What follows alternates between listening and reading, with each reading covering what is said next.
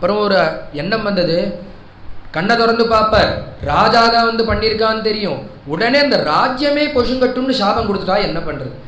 தப்பு பண்ணதோ நான். அத்யைவ ராஜ்யம் பலமிருத்த கோஷம் பிரகோபித பிரம்ம குலானனோமே. தப்பு பண்ணது நான். என் ஜனங்களுக்கெல்லாம் அவர் சேர்த்து சாபம் கொடுத்து இந்த ராஜ்யமே பொசுங்கி போச்சுன்னா என்ன பண்ணுறது? நான் பண்ண தப்புக்கு ஜனங்கள்லாம் கஷ்டப்படுவாள். தகத்வபத்ரஸ்ய புனர்னமே பூத்து. ஆனால் இப்படி ஒரு கஷ்டத்தில் அப்படி ஒரு தண்டனை எனக்கு வேணும். ஏன்னா இப்படி ஒரு ஒரு ஒரு அபச்சாரம் பண்ணினா இது போல ஒரு தண்டனை கிடைக்குன்னு லோகத்துக்கு எப்படி தெரியும்? இது போல ஒன்று வந்தாதானே தெரியும். அதனால அவர் சாபம் கொடுக்கணும், அது என்னை வந்து பாதிக்கணும், இது நடப்பில் நடக்கணும். பாபியசீதீர் த்விஜ தேவகோபியா. பாபிகளுக்கெல்லாம் அப்போதானே தெரியும். அது வரட்டும், நான் தலை வணங்கி ஏற்றுக்கிறேன். சச்சிந்தையன் இதை இப்படி பார்த்துன்னு உட்கார்ந்துட்டு இருக்கார். மனசுலையும் ஒரு எண்ணம் இருக்கு, இந்த நாட்டை விட்டு எப்போ போவோங்கிற ஒரு எண்ணம், வைராக்கியம் இருந்துட்டே இருக்கு. இந்த சாபம்ங்கிறது ஒரு வியாஜமாச்சு. என்ன சாபம்னா, உடனே அந்த குழந்தை ராஜ்யத்துக்கு வருது. ஸ்ருங்கிங்கிற அந்த குழந்தை உடனே சொல்றது, அந்த குழந்தை நீங்க பண்ண காரியத்துல கோபப்பட்டன்னா இன்றிலிருந்து 7வது நாள் தக்ஷகன் உங்களை தீண்ட கடவுதுன்னு சபிச்சுட்டேன்.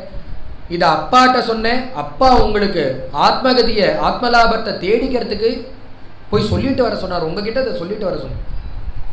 இந்த குழந்தைய அமுச்சு வச்சுட்டு அவ அப்பா பிரார்த்தனை பண்றார். சமீகர் அபாபேஷு ஸ்வபிருத்தியேஷு பாலேனா அபக்வ புத்தினாங்கிற.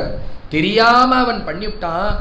அவன் சின்ன தப்பு பண்ணா ராஜா, நான் அவன் பெரிய தண்டனையை கொடுக்குறான். என் குழந்தை பாபம் கிருத்தம் தத் பகவான் சர்வாத்மா க்ஷந்துமருகசி. நீ தான் அவனை மன்னிச்சு ஏத்துக்கணும். இந்த ஸ்ருங்கி சொன்னோடனே இவர் என்ன சொல்றார், நான் பெருசா நினைச்சுன்ற, எனக்கு கஷ்டம், ராஜ்யத்துக்கு கஷ்டம், என் ஜனங்களுக்கு கஷ்டம்னு நினைச்சுட்டு இருக்கேன். ஆனா நீங்க என்னடான்னா உனக்கு மட்டும்தான் கஷ்டம், அதுவும் உனக்கு உடனே கஷ்டம் இல்லை, 7 நாள் கழிச்சு மோட்சோபாயத்துக்கு 7 நாளை கையில வச்சு நீங்க ஒரு சாபத்தை கொடுத்துருக்கேன். இது நீங்க சாபம்னு சொல்றேன், இது சாபம் கிடையாது, இது ஒரு அனுகிரகம். ஏன்னா 7 நாள் இருக்கே, அதனால இதை ஒரு அனுகிரகமா பார்க்கிறேன். அவர் சொன்னார் சின்ன பாபம் பெரிய சின்ன தப்பு பெரிய பாபம்னார். இவர் சொல்றார் நான் பெரிய பாபமா பண்ணியிருக்கேன், ராஜ்யமே நாசமாறுதுன்னு நினைச்சுட்டு இருக்கேன். நீங்க எனக்கு மட்டும்தான் நாசம், அதுவும் அவகாசம் கொடுத்து, அதுவும் ஆத்மலாபத்தை 7 நாள்ல அடையறதுக்கு உண்டான அவகாசத்தை வச்சு கொடுத்துருக்கேன், இது அனுகிரகம்னு சொல்லி ஏத்துண்டு பவித்ரபாணிஹி முனிவேஷாஸ்தே எல்லாத்தையும் ராஜ சின்னத்தெல்லாம் கழட்டி எறிஞ்சார். ஜெயமேஜன்ட்ட ராஜ்யத்தை, குழந்தைகள்கிட்ட ராஜ்யத்தை ஒப்படைச்சார். கிளம்பி போயிட்டார். தத்ரோபஜக்முகு புவனம் புனானாம். லோகத்தையே எது பவித்திரமாக்குறதுன்னா கங்காதி புண்ணிய நதிகள். அந்த கங்கா தீரமான ஹரித்வார க்ஷேத்திரத்துக்கு ஓடி வந்தாராம். ஓடி வந்து பார்த்தா இவர் வரப்போறாருங்கிறத தெரிஞ்சுண்டு கோடி ரிஷிகள் அங்க காத்துட்டு இருக்கா. அத்ரிர்வசிஷ்டச்சவனஹா சரத்வா அரிஷ்டநேமிஹி பிருகுரங்கிராச்ச பராசரோ காதிசுதோத ராமஹ உதத்யேந்திர பிரமதேந்தவாகோ துவைபாயனோ பகவான் நாரதஸ்ச. இது என்ன ஆச்சரியம்னா, இந்த கதையை உபதேசம் பண்ண நாரதனும் இருக்கார், வியாசாச்சாரியாலும் இருக்கார். எதனாலன்னா வியாசாச்சாரியால் இந்த கிரந்தத்தை பண்ணாலும் அவருடைய குழந்தைக்கு உபதேசம் பண்ணி வச்சுட்டார். சுகாச்சாரியால் இப்ப இங்க வரப்போறான்னு தெரியறது. அவர் வாக்கால இந்த பாகவதத்தை கேட்கணும், தன்னுடைய புத்திரனுடைய வாக்குனால இந்த பகவத்குணத்தை கேட்கணும், பாகவதத்தை கேட்கணும்னு வியாசாச்சாரியால் வந்து அந்த கங்கா தீரத்துல காத்துட்டு இருக்கார். தம்மோபயாதம் பிரதியந்து விப்ரா கங்காச்ச தேவி திருத சித்தமீஷே. கங்கைக்கு நமஸ்காரம், மகான்களுக்கு நமஸ்காரம். எனக்கு நீங்கள் அனுகிரகம் பண்ணணும். 7 நாள் என் கையில் இருக்கு. இந்த 7 நாள்ல நான் என்ன பண்ணலாம், பகவானை எப்படி போய் அடையிறது? 7 நாள் தானே இருக்கு, இதுக்குள்ள எப்படி பகவான் அடையலாம்ங்கிறத ஒவ்வொருத்தரையா பார்த்து கேட்கறா. ஒவ்வொருத்தர் சொல்றா, ஒவ்வொருத்தர் ஒவ்வொரு தெய்வத்தை ஹரிர் தெய்வம், சிவோ தெய்வம், ஒவ்வொருத்தரும் ஒவ்வொரு தெய்வத்தை சொல்லி எல்லாரும் சொல்றா நீ இந்த தெய்வத்தை பஜனை பண்ணு, இந்த தெய்வம் உனக்கு சீக்கிரம் அனுகிரகம் பண்ணு. இன்னொரு தெய்வத்தை காமிச்சு இந்த தெய்வத்தை பரமேஸ்வரனை வணங்கு, பிரம்மா வணங்கு. ஒவ்வொருத்தரும் ஒவ்வொரு தெய்வத்தை சொல்றா. உடனே அவர் சொல்லிட்டார், நான் ஒரு தெய்வத்தை மட்டுமே நம்பி வந்திருக்கேன், 2 நம்பி வந்திருக்கேன். ஒன்று கங்கையை நம்பி வந்திருக்கேன், மற்றொன்று மகான்களுடைய சரணம். தெய்வத்தை நான் ஃபிக்ஸ் பண்ணிட்டு தான் வந்திருக்கேன். ஏன்னா கர்ப்பத்திலேயே எந்த கோபாலன் என்ன ரட்சணை பண்ணினானோ அவனை நம்பிண்டு தான் இங்கே வந்திருக்கேன். எனக்கு தெய்வத்தில் கன்ஃபியூஷனே கிடையாது, ஒரே தெய்வம் தான். அந்த தெய்வங்கிறத முடிவோடு தான் இருக்கேன். ஏன்னா கர்ப்பத்திலேயே அவன் ரட்சணை பண்ணியிருக்கான், அவனை விட்டு வேற தெய்வத்துக்கு போவேனா? அதை எப்படி உபாசன மார்க்கம் தான் எனக்கு தெரியல. 7 நாளில் அவனை அடையறதுக்கு என்ன வழி, அதை மட்டும் சொல்லுங்க. நீங்கள் யாருமே கண்ணை திறக்க மாட்டேன், அபயம்னு சொல்ல மாட்டேங்கிறான். ஏன்னா அவளுக்கு நாளை கார்த்தால இருப்போமான்னு தெரியல. உடனே பார்த்தா அங்க இருக்கிற சபையில இருக்கிற எல்லா ஜனங்களையும் ஏகோபிச்சு எந்திருக்கிறான். யாரா அது? வயசான ரிஷிகள் எல்லாரும் எந்திருக்கிறாளே. யாரு வந்திருக்கான்னா, தத்ராபவத் பகவான் வியாசபுத்ரா எதிர்ச்சையாக மடமானோனபேக்ஷா அலக்ஷ்யலிங்கா நிஜ லாபதுஷ்டா விருதஸ்ச பாலைரவதூதவேஷா. இப்படி பார்த்தா தத்ராபவத் பகவான் வியாச, யார் வந்தார்னா பகவானான சுகாச்சாரியால், வியாசபுத்திராச்சாரியால் சுகாச்சாரியால் அங்க வந்தாராம். எப்படி வந்தார்னா எதிர்ச்சையா. எதிர்ச்சையான என்ன அர்த்தம்னா தெய்வ பிரேரணையா, பகவானுடைய சங்கல்பத்தினால வந்தார். அவருக்கு இங்க இருக்கணும், அங்க இருக்கணும், இந்த இடத்துக்கு போகணும், இத்தனை மணிக்கு இந்த இடத்துல இருக்கு, எதுவுமே சங்கல்பம் கிடையாது. மனசுல ஒரு சங்கல்பம் இருக்காத ஒரு ஞானி அவர். அப்பேற்பட்டவர் இந்த கங்கா தீரம் வந்தார்னா என்ன காரணம்னா எதுவுமே பிளான் கிடையாது, பிளானே இல்லாம வந்திருக்கார். எதனால வந்திருக்காருன்னா பகவானுடைய தீர்மானம், அதனால இங்க வந்திருக்கார். அந்த பரீட்சைத்துக்கு அனுகிரகம் கொடுக்கணுங்கிறதுக்காக இங்க வந்திருக்கார். அனபேக்ஷா, ஏன்னா எதுலையுமே ஆசை இல்லாதவர். ஏதாவது ஒரு ஆசை இருந்தாதான் இத்தனை மணிக்கு இங்க போகணும் அங்க போகணுங்கிற காரியம், எந்த காரியக்கிரமும் அவளுக்கு கிடையாது. அனபேக்ஷா அலக்ஷ்யலிங்கா, உடம்புல வஸ்திரம் இல்ல, அவதூதவேஷா. இந்த சரீரத்துல லிங்கமே இல்லையா. இவர் பிரம்மச்சாரியா, கிரகஸ்தனா, வானப்பிரஸ்தனா, சன்னியாசியா, எதுவுமே இல்லாத இந்த சரீரத்துல என்ன ஆசிரமத்தில் அவர் இருக்காருன்னதே தெரியல.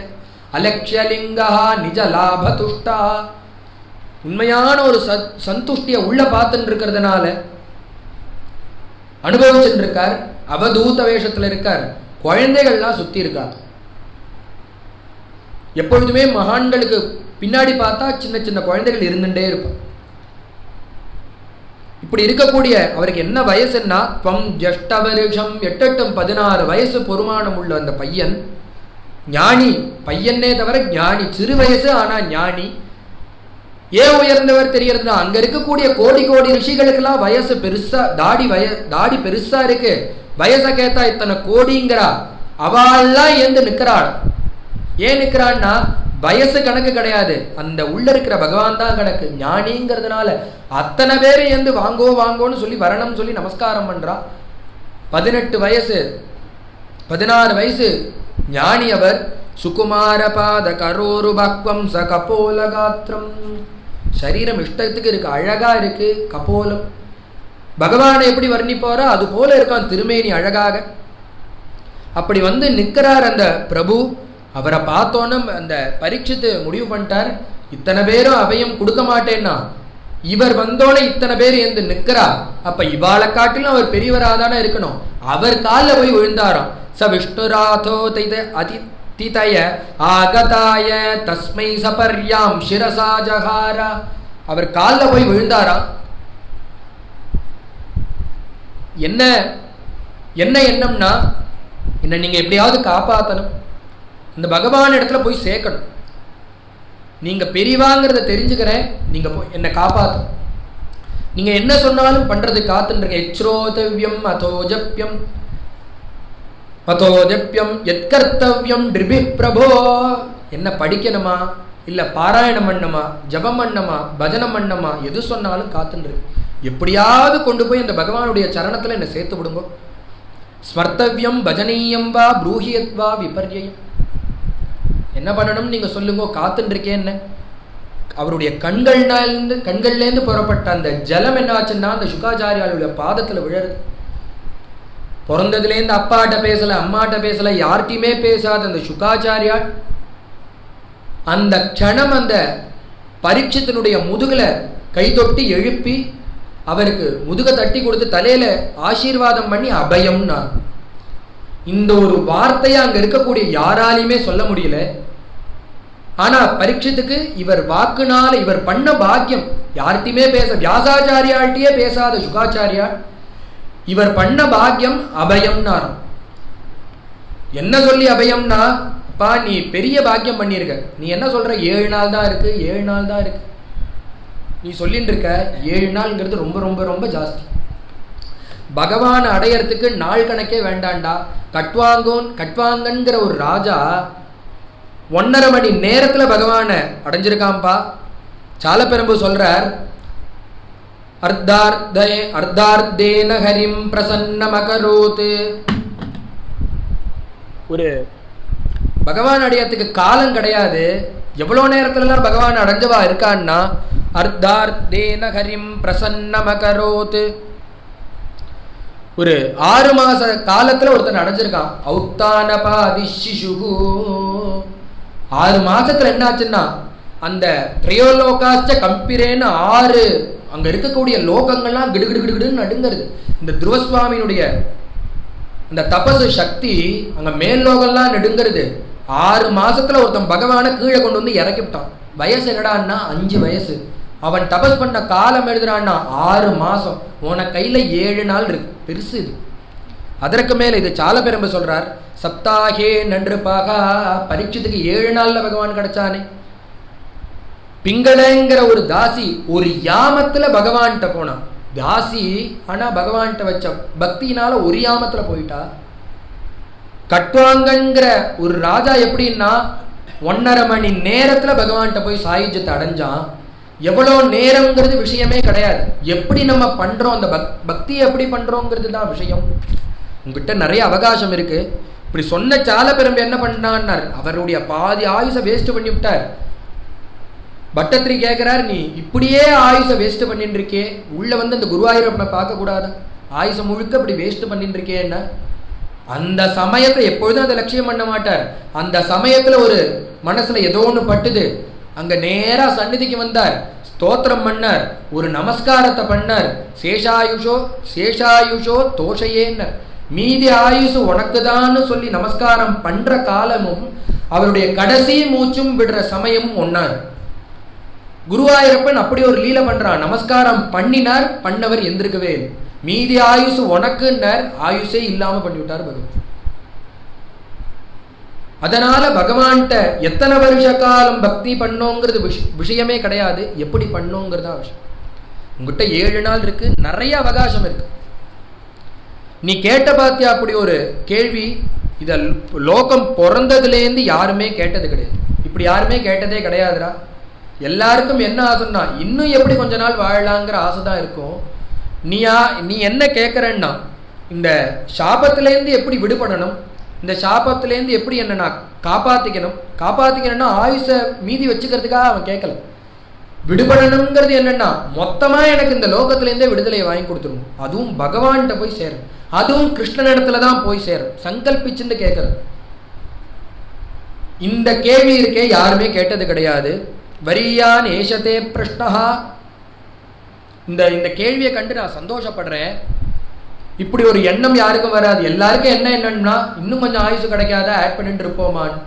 ஆனா இவருக்கு என்ன சங்கல்பம்னா, அந்த பகவான் இடத்துல எப்படியாவது இந்த 7 நாள்ல போய் சேர்ந்துட மாட்டோமா. அதற்கு நான் உங்களை தான் நினைக்கிறேன். ஏன் நினைக்கிறேன்னா, அந்த கர்ப்பத்துல லட்சணம் பண்ண கிருஷ்ணனே உங்க ரூபத்துல வந்ததாக நினைச்சு நான் கேட்கிறேன். எனக்கு நீங்க அனுகிரகம். இந்த சுத்தி முத்தி பார்த்தா இது இவர் நமஸ்காரம் பண்றார். இவர் சாபத்தினால வந்திருக்கார். சாபத்தினால வந்த இவருக்கு அபயம் கொடுத்தார். அபயம் கொடுத்து இவர் பாகவதம் சொன்னது போல ஒரு வெளித்தோற்றம். உண்மையா என்னன்னா, இவர் இந்த சப்தாதம் சொல்றதுக்காக தான் இந்த பரீட்சித்து பிராமண சாபத்தையே அடையர். இதை இப்படி பார்க்க கூட ரிவர்ஸ்ல பார்க்கணும். பிராமணனுக்கு சொப்பனத்துல கூட ஒரு கஷ்டகாலத்தை கொடுக்காத ஒரு குடும்பம் எப்படி ஒரு பிராமணனுடைய கழுத்துல இந்த பாம்பை போடுவா? இதெல்லாம் என்னன்னா இந்த இடத்துக்கு கொண்டு வந்து நிறுத்தணுங்கிறதுக்காகவே பகவானுடைய சங்கல்பம். ஏன்னா பிறந்த உடனே ஒருத்தன் பகவானை பார்த்துட்டானோ, இவன் ராஜ்யத்துல இருந்தான்னா சுகத்துல இருக்க போறான், மனைவி மக்களோட இருக்க போறான், தன்கிட்ட வரமாட்டான். இவனுக்கு வைகுண்டத்தை கொடுக்கணும்னா இப்படி ஒரு சாபம் வந்தாதான் முடியும். ராஜ்யத்திலே இருந்துட்டு அந்த ஜனமேஜயன் முதலிய குழந்தைகளோட ஆத்துல சௌக்கியமா இருந்துட்டு இருந்தான்னா பகவானுடைய எண்ணம் வரப்போறது. 10-1 இருக்க போறான். ஆனா இவன் எப்பேற்பட்டவன்னா கர்ப்பத்துல பகவானை பார்த்தவன். எல்லாருமே எத்தனையோ மகான்கள் இந்த பாரத தேசத்துல அவதாரம் பண்ணியிருக்கா. எல்லாருக்கும் எப்படி பகவான் அனுகிரகம்னா அவளுடைய பக்திக்கு தகுந்த மாதிரி. அதுவும் என்னன்னா பிறந்து பூமியில இருந்து பகவானை பஜனம் பண்ணி தான் அனுகிரகம். இந்த பரீட்சத்துக்கு மட்டும் லோகத்துக்கே ஒரு தனி வித்தியாசமான லோக விலட்சணமான ஒரு காரியம். பிறக்கும் போது கர்ப்பத்திலேயே பகவானை லோகத்தை பார்க்கறதுக்கு முன்னாடியே பகவானை பார்த்துட்டான். இப்படி ஒருத்தன் விசேஷமா ஒரு அனுகிரகத்தை வாங்கிட்டு இருக்கான். இவனுக்கும் இந்த வைகுண்டத்தை கொடுக்கணும், ஆனா அவன் ராஜ்யத்துல இருக்கான். அதனாலேயே அவனை கலி நிகிரகம் பண்ண வச்சு அந்த கலியை பிடிக்க வச்சு அவனே ஒரு சாபத்தை வாங்கிக்கும்படிமா வச்சு அதற்கு ஒரு 7 நாள் அவகாசத்தை வச்சு கங்கா தீரம் ஓடி வர வச்சு இவரை நமஸ்காரம் பண்ண வச்சு அவர் அபயம்னு அவர் வாக்குலேன்னு சொல்ற. அதற்கு மேல ஒரு சுவாரஸ்யம், இது போல ஒரு ஸ்ரோதாவும் கிடையாது, இது போல ஒரு பக்தாவும் கிடையாது, இனிமேலும் கிடையாது, இதுக்கு முன்பும் கிடையாது. ஏன்னா பிறந்தத்திலேருந்து யார்கிட்டையுமே பேசாத அந்த சுகாச்சாரியால் சுகபிரம்மம் சப்தாகன்னு வாழ்க்கையில ஒரே ஒரு சப்தாகம் தான் சொன்னார். அதற்கப்புறம் ஒரு சப்தாகமே சொல்லல.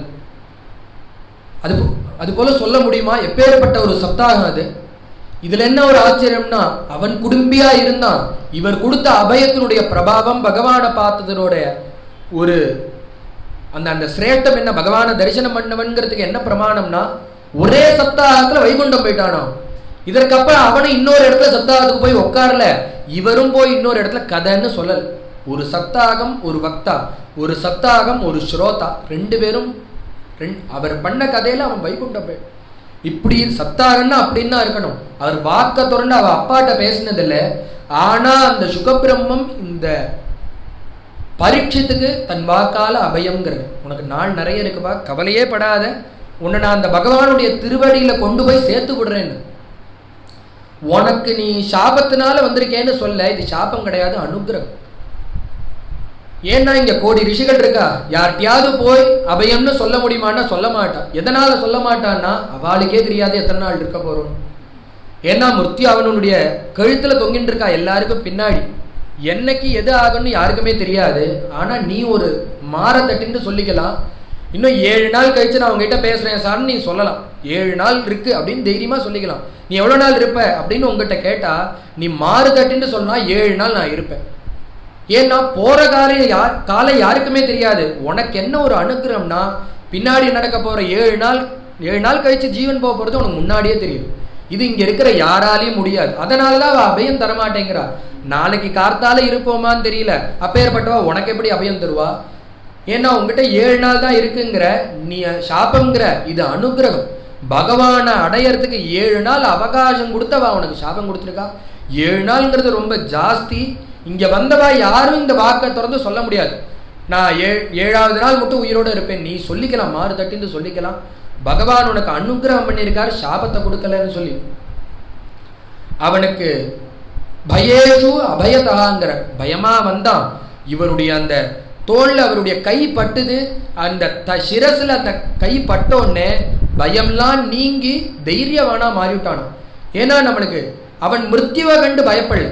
அவனுடைய பயம்ங்கிறது எதுல இருக்குன்னா மிருத்யுவை கண்டு கிடையாது. எப்படியாவது அந்த பகவத் சரணத்துல கொண்டு போய் நம்ம மனசை வச்சு விடணும். இனி ஜென்மா இல்லாம பண்ணிக்கணும். ஏதோ ஒரு காரணவசாத்து இன்னொரு ஜென்மா தான் எடுக்கக்கூடாதுங்கிற அந்த விஷயத்துல பரீட்சத்தை ரொம்ப திடமா இருந்தான். இன்னொரு தடவை அம்மா வயத்துல பிறந்து இன்னொரு ஜென்மா எடுக்க கூடவே கூடாது. இதுவே சரம ஜென்மாவா இருக்கணும். அதற்கு இந்த சப்தாகம்ங்கிறது ஒரு அங்கமா இருக்கணும். அதுக்கு அந்த சாபம்ங்கிறது ஒரு ஹேத்து. வீட்டை விட்டு வந்தது, நாட்டை விட்டு வந்தது, சாபத்தினால வந்ததெல்லாம் ஒரு காரணமே தவிர அவன் மனசுல ஏற்கனவே ஒரு எண்ணம் இருந்தது, இந்த ராஜ்யத்தை உதரணும், பகவானை நோக்கி போனோம்ங்கிறது. அது இந்த சாபம்ங்கிறது ஒரு வியாஜமாக மாற வந்து இந்த கங்கா தீரத்துல நமஸ்காரம் பண்றார். அப்படி கஷ்டத்துல வந்த அந்த பரீட்சத்துக்கு பயேஷு அபயத்தகான்னு அபயத்தை கொடுத்து அவரை ஸ்வீகரணம் பண்ணிக்கிறார் அந்த குருநாதர். பேர்பட்டதான புண்ணியமான சரித்திரம் இது. இந்த கதை பர்யந்தும் முதல் 2 ஸ்கந்தங்கள் சுகாச்சாரியால் தான் நேரடியாக கதையை சொல்றார். அது போல சூத பௌராணிகர் கதையை சொல்றார். முதல் 2 ஸ்கந்தங்கள் சுகாச்சாரியால் கதையை நேரடியாக பரீட்சத்துக்கு சொல்றது போல உள்ள சுக பரீட்சித சம்பாதமா இருக்கு. அடுத்தது திருத்திய ஸ்கந்தம், சதுர்த்த ஸ்கந்தம் 2 ஸ்கந்தங்களும் விதுர மைத்ரேய சம்வாத ரூபமாக கதைகள். அப்படி தானே நேரடியாக சுகாச்சாரியால் பயத்தில் வந்தவாளுக்கு பயத்தை போக்கி அபயத்தை தந்தாருங்கிற பர்யந்தம் இன்னைய சரித்திரம். பிரதம ஸ்கந்தம் பூர்த்தி. நாளைய தினம் த்விதீய ஸ்கந்தம் அவருடைய பயத்தை போக்கி அவருக்கு தைரியத்தை கொடுத்து, பகவான் இருக்காண்டா காப்பாற்றுவான்னு தைரியத்தை கொடுத்து, மேலே ஜெகத் சிருஷ்டியாதி சரித்திரங்களை சொல்லி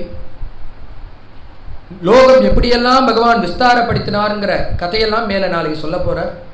புண்ணிய கபில வாசுதேவர் பகவானுடைய ஒரு அவதாரம், கபில வாசுதேவனாக பகவான் அவதாரம் பண்ண அந்த சரித்திரங்கள் இத்தியாதி சரித்திரங்கள்லாம் நாளைக்கு. கோபிகா ஜீவனஸ்மரணம் ஜானகி காந்தஸ்மரணம் சத்குருநாத் மகாராஜ் கி ஆஞ்சநேய மூர்த்தி கி